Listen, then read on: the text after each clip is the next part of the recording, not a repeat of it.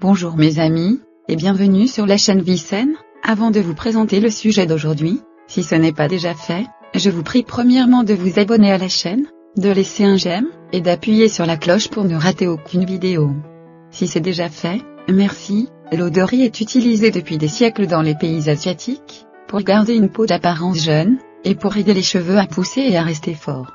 L'eau de riz regorge de vitamines, de minéraux et d'acides aminés, essentiels à la beauté des cheveux et de la peau.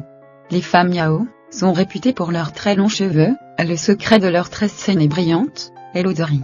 La plupart des femmes de cette région ont des cheveux de plus de 55 cm, et sont apparues dans le livre des records de Guinness comme étant le plus long village au monde pour les cheveux.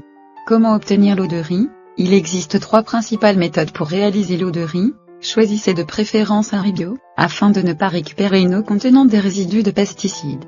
Eau du riz cru, si vous manquez de temps, vous pouvez simplement ajouter une demi-tasse de riz à 2 tasses d'eau, et le laisser reposer pendant 30 minutes.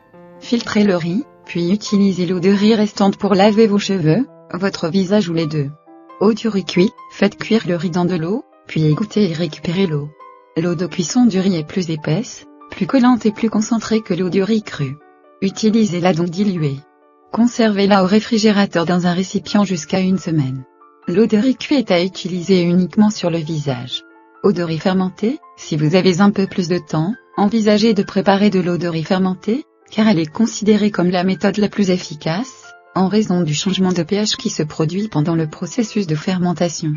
Pour le préparer, suivez d'abord la méthode de préparation de l'eau du riz cru, mais laissez-le dans un bocal à la température ambiante pendant environ 2 jours. Vous saurez que c'est prêt lorsque l'eau de riz sent légèrement aigre. Filtrez le liquide et versez-le dans une casserole, rajoutez les écorces de pamplemousse pour un meilleur effet nettoyant. Faites bouillir à feu moyen pour stopper la fermentation. Laissez refroidir et conservez ensuite la solution au réfrigérateur que vous pourrez conserver jusqu'à 4 semaines. L'eau de riz fermentée est à utiliser uniquement sur les cheveux. Utilisez l'eau de riz comme masque pour les cheveux, naturel ou fermenté. L'eau de riz est un excellent conditionneur capillaire. Il renforce et répare la tige du cheveu endommagé, tout en offrant élasticité et douceur. Versez l'eau de riz sur vos cheveux après un shampoing moussant, massez doucement le cuir chevelu et les cheveux, et laissez agir pendant 5 minutes, rincez vos cheveux avec de l'eau claire. Utilisez-le 1 ou 2 fois par semaine en dernier rinçage. Shampoing à l'eau de riz. L'eau de riz fermentée contient des saponines naturelles, elle peut donc également être utilisée comme nettoyant doux savonneux. Lotion tonique, pour clarifier le teint, et enlever les taches brunes sur le visage, appliquez l'eau de riz crue sur le visage préalablement démaquillé. Ne la rincez pas, laissez votre visage sécher à l'air pour vous assurer qu'il absorbe tous ses nutriments. Après une utilisation régulière, votre peau sera plus douce et plus radieuse. Masque anti-âge, dans un bol ajoutez 1 cuillère à soupe de lait, et 1 cuillère à soupe de miel, à 2 cuillères de l'eau de riz cuit. Appliquez le mélange sur votre visage, et laissez agir pendant 20 minutes puis rincez.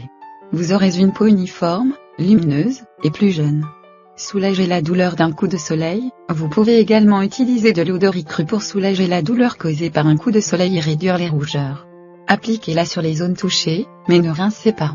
Cela aidera votre peau à récupérer plus rapidement, et à prévenir d'autres dommages.